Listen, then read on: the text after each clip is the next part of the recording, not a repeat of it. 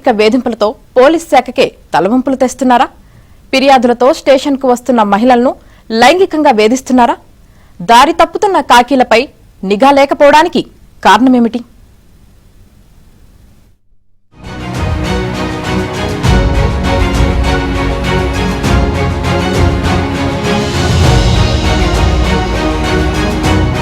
Warangal police commissionerate CCS విభాగంలో పనిచేస్తున్న SI Godari Raj Kumar ఆగడాలు ఒక్కొక్కటిగా వెలుగు చూశాయి. కాకి డ్రెస్ మాటన 4 ఏళ్లుగా ఒక మహిళకు నరకం చూపిస్తూ లైంగిక దాడికి పాల్పడుతూ ఉండగా చివరకు బాధితురాలు ఆయనపై అధికారులకు ఫిర్యాదు చేసింది.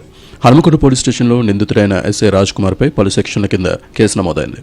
హనుమకొండకు చెందిన యువతికి బీఫార్మసీ చదువుతున్న సమయంలో అదే ప్రాంతానికి చెందిన యువకుడితో పరిచయం ఏర్పడి పెళ్లి చేసుకున్నారు. వీరికి ఒక పాప పుట్టిన తర్వాత కుటుంబంలో కలతలు రావడంతో 2020లో ఆమె హనుమకొండ పోలీస్ స్టేషన్లో ఫిర్యాదు చేసింది. అప్పుడే హనుమకొండ పోలీస్ స్టేషన్లో విధులు నిర్వహిస్తున్న రాజ్ కుమార్ ఆమె కేసు వాదించేందుకు ఒక న్యాయవాదిని ఏర్పాటు చేసి విడాకులు ఇప్పించారు. ఆమెను నమ్మించి లొంగ తీసుకుని పలుమార్లు లైంగిక దాడి చేశాడు. ఆమెకు అనేక పర్యాయాలు అబార్షన్ కూడా చేయించాడు.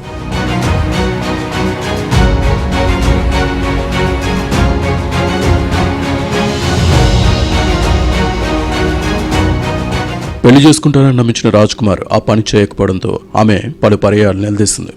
దాంతో న్యూడ్ ఫోటోలు తీసి బెదిరించిన రాజ్ కుమార్ హోటల్కి తీసుకెళ్లి లైంగిక దాడికి పాల్పడ్డాడు. తనకు ఒక బిడ్డుందని దయచేసి వదిలేయమని కాళ్ల మీద పడి వేడుకున్న రాజ్ కుమార్ వేధింపులు ఆగలేదు. పైగా నిన్నెవడు పెళ్లి చేసుకుంటాడో చూస్తానని బెదిరించాడు. ఎస్ఐ వేధింపులు భరించలేక బాధిత మహిళ ఇటీవల హైదరాబాద్లో ఐజీకి ఫిర్యాదు చేసింది. దీంతో వరంగల్ పోలీస్ కమిషనర్ ఉన్నతాధికారి ఆదేశాల మేరకు భరోసా సెంటర్లో శనివారం మహిళా పోలీస్ అధికారి ఒకరు బాధితురాలి స్టేట్మెంట్ తీసుకుని హనుమకొండ పిఎస్కు రిఫర్ చేశారు. హనుమకొండ పిఎస్లో ఎస్ఐ రాజ్ కుమార్ పై లైంగిక దాడి, బెదిరింపు, చీటింగ్ సెక్షన్ల కింద కేసులు నమోదయ్యాయి. అంతకుముందు ఎలకతుర్తి పిఎస్లో పనిచేసినప్పుడు రాజ్ కుమార్ అవినీతి కేసులో సస్పెండ్ సైతమయ్యారు.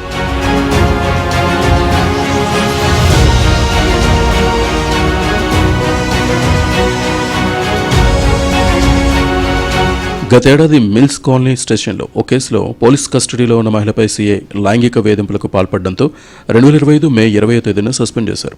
అదే స్టేషన్లో పనిచేస్తున్న మరో ఎస్ఐ అక్కడి మహిళా పోలీసు ఉద్యోగిపై లైంగిక వేధింపులకు దిగడంతో మార్చి 26వ తేదీన అప్పటి సిపి సన్ప్రీత్ సింగ్ సస్పెండ్ చేస్తూ ఉత్తర్వులు జారీ చేశారు.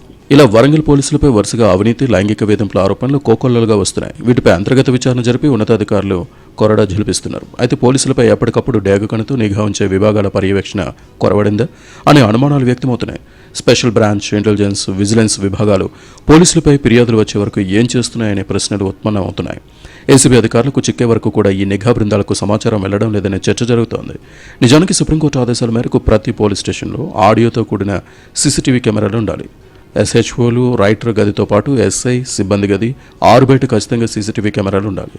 కమిషనరేట్ పరిధిలో కొన్ని స్టేషన్లో సీసీటీవీ కెమెరాలు ఉన్నప్పటికీ వాటికి తరచూ సాంకేతిక లోపాలు వస్తుంటాయి. ఆ టైంలోనే మహిళలను వేధించడం, బెదిరించడం, పిఎస్లోనే బేరసారాలు సాగుతున్నాయనే ఆరోపణలు గుప్పమంటున్నాయి.